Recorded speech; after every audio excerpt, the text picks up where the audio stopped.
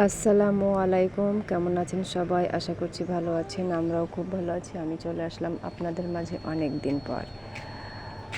ব্যস্ততার কারণে আপনাদের মাঝে আসতে পারিনি, আমি খুবই দুঃখিত।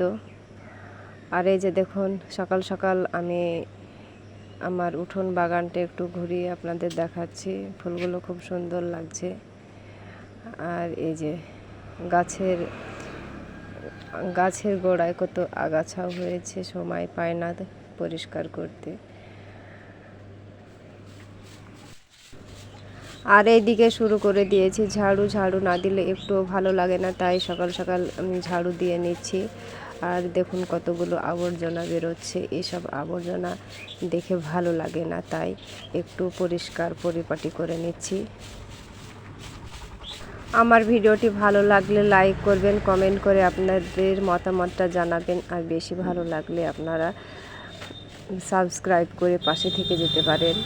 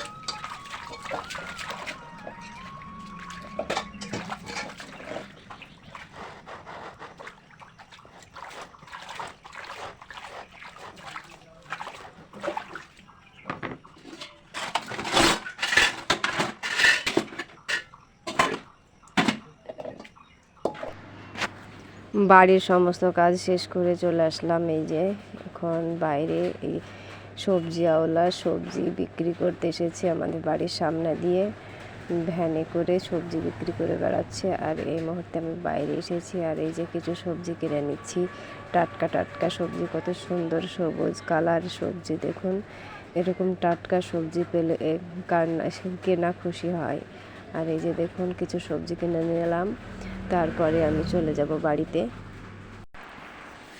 তারপরে এই যে দেখুন ছেলেকে আমি সকালে ব্রেকফাস্ট দিচ্ছি। এখানে পরোটা করেছি, দুধ চিনি আর ময়দা দিয়ে। এই যে দেখুন, আর আমি আম কেটে দিয়েছি। আর এখন ছেলে খেয়ে নেবে, আর মেয়েও সকাল সকাল খাওয়া দাওয়া করে স্কুলে চলে গেছে। মেয়েকেও টিফিন দিয়েছি পরোটা। আর এই যে দেখুন, আমি এখন একটি ডিমের খোসা ছাড়িয়ে ডিমটা আমি খেয়ে নেব। সকালে উঠেছি, খুব পরিশ্রম হলো, কিছু না খেলে শরীর খারাপ করবে, তাই আমি ডিমটাই খোসা ছাড়িয়ে খেয়ে নিলাম।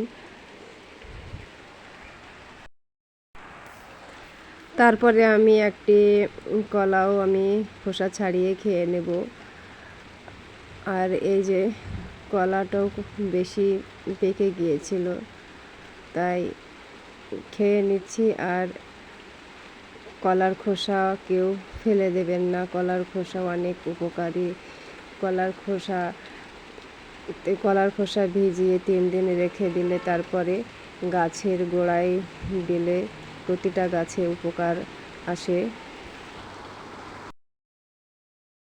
এবার চলে আসলাম দুপুরের রান্নার প্রস্তুতি। আর এই যে দেখুন, এখন দুপুরের রান্নার জন্য আমি কাঁকরোল ছোট ছোট করে কেটে নিয়েছি, আর তারপরে আলু কেটে নিচ্ছি। এই কাঁকরোল দিয়ে আলু ভাজা হবে। আর আমি ভিডিওটি বড় করলাম না। ভালো থাকবেন, সুস্থ থাকবেন। আল্লাহ হাফেজ।